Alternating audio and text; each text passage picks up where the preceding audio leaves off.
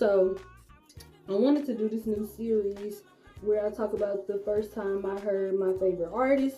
And I got the inspiration from Nas's song First Time I Heard, when he was basically saying the first time he heard his favorite artist, and he was saying like he wonders how other people felt when they first heard him. And as a hip hop head, as a music lover, a music connoisseur, you know what I'm saying, hip hop and R&B to be exact, I said this could be a great series, you know what I'm saying? And voila, here we are.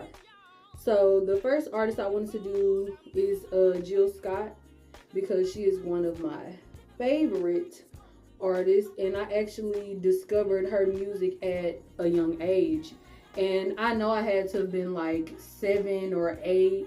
And y'all remember back in the day, if you had Comcast, or they call it Xfinity now, they used to have channel 59, which was centric, where all like the black movies, and they would play like neo soul in the morning.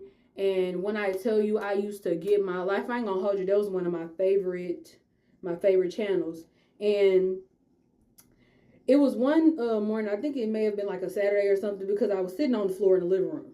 But I was, just listening to music, you know what I'm saying? Of course, they had like the Alicia Keys and the Erykah Badu's and stuff was going on.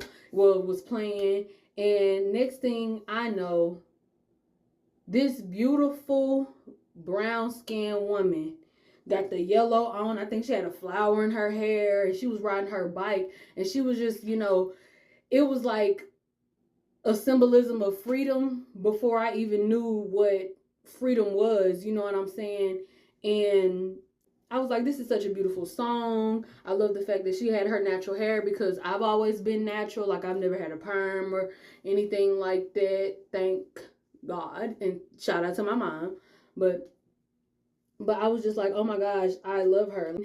In hindsight, I've always been like this. Whenever I hear an artist that I like, whenever I hear an artist and I like their music, I'm going on a deep dive. Like, I'm looking at interviews and playing their music and stuff. Now, of course, I was 7 or 8, so I didn't have a phone. But it just so happened that my mom had the Beautifully Human album. And when I tell you, it got played. Now, do I know where the album is now? Of course I do not. You know what I'm saying? But that song, and just Jill Scott, period, like really like shaped my childhood, because of how she carried herself, and she carried herself with so much grace, and and she was still like a homegirl type woman, you know what I'm